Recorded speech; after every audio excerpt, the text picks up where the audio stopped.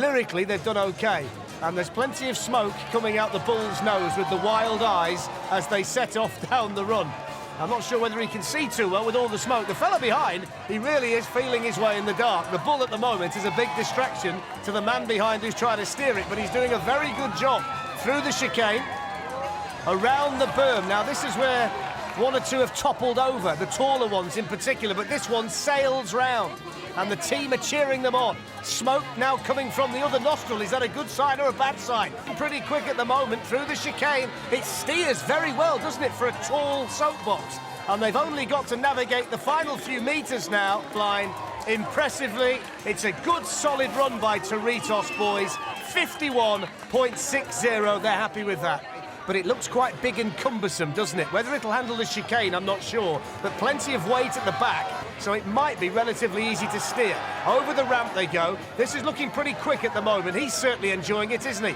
Has he celebrated too soon? One or two people have done that today. This is where they pick up the speed around the berm, and they've got round there really well. That slingshot off that banked corner. Now they go over the ramp for the second time. Or navigate safely through that. This looks a really smooth run by Los INKAS.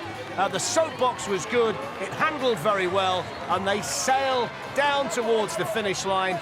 No problems whatsoever on that run in a time of 49.7. Fantastic. Then those points at the top could be very, very important, and they've certainly started off pretty easy to handle this one. This looks a pretty quick time at the moment, if he can hold it together, which is a big if, because we've seen some spectacular crashes already today.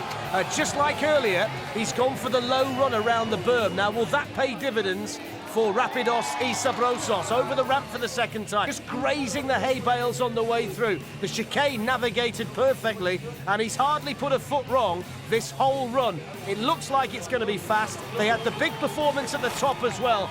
46.42, or is he foolish? What he is at the moment is pretty fast, and he's in a straight line at the moment. Over the jump backwards, no problem. This is where it starts to get interesting. Downhill, backwards, and fast. You can see it start to pick up speed. Over the jump, he's got the really tricky piece coming. Takes the jump well. Oh, flies round the corner, he nearly lost it there. He was on one wheel round the corner, and he manages to get it through the finish line in a time of 50 seconds. That's a remarkable run. All about the push-off. Get some momentum and speed early, and then build from there. Off they go. The first obstacle to negotiate, as always, is the first ramp.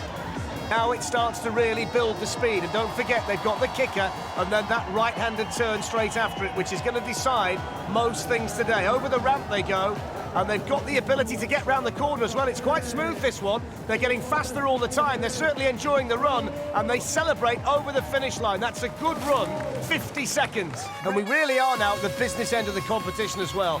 Not too many more opportunities to really make a good time, and we'll see what this particular team can do. They've certainly got off to a good start. Unlike some, they've got real momentum at the top. A lot of the teams that we've seen so far today have... Over the jump for the second time, still going. They've got the really tricky piece to come. If they can get through this nicely, then they could be in for a good time. They're really motoring now. Look how fast they're going. And they go over the finish line in 40 seconds. Down goes Shamu. Stroke an orca whale. Let's see what happens with this one then. MJ and the Blackfish looking to set a quick time. And they could be in for a successful afternoon here in Seattle, and they're certainly started off in very impressive fashion. No problem up to now. Very quick and very smooth. Very good in a straight line, this one. Got the berm coming up. This is the moment of truth. Into the berm, went very, very high, and that gets the kick off as well. Down they come, storming towards the finish line. They like it. What about the time? 39.4. It's a different way around the berm, isn't it? Go really, really high. Just graze the perspex and then slingshot off the corner. Gives you speed towards the finish line. Fast run, it would put them in real contention here. So let's see whether this particular soapbox, which is certainly streamlined, if nothing else, let's see how it does. Low centre of gravity. They're very low to the track. Means you can come a cropper, but let's just wait and see. Over the ramp with a tremendous amount of speed. Look how fast this one's going at the moment. He likes in the back, because this is a fantastic run, and they're building up speed all the time. Bertha's last stand is motoring down. This is the corner where the berm would have been. Look at the back end flick around there. It's a fantastic run. It's all about the time. 35.7 with a... So fast time now And they'd be in pole position. Now, this looks fast, doesn't it? It looks fast. The soapbox itself looks as though it's going to be quick. Are very fast, and this one, no exception. Look at the speed it's generated already. Oh, a bit of a wobble there, but he manages to correct it just in the nick of time. His face etched in concentration. Absolutely speeds around the berm. Can he keep the momentum? Yes, he can. All about the time, 34.2, fastest time of the day. Whether it poses a problem, we will wait and see. It's certainly one of the biggest that we've ever had in Red Bull Soapbox, and down they go. It's very, very wide. There's no margin for error around the berm, or in particular, through the chicanes.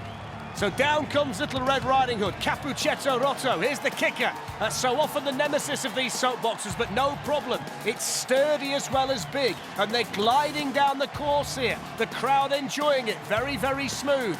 They can navigate the final few yards. Yes, they can. Over the finish line. Smooth run. 1 minute, 0.42. So here we go then. POLLOCAR, which is...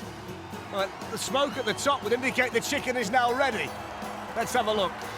Oh, there it is. Look at those roast potatoes at the front.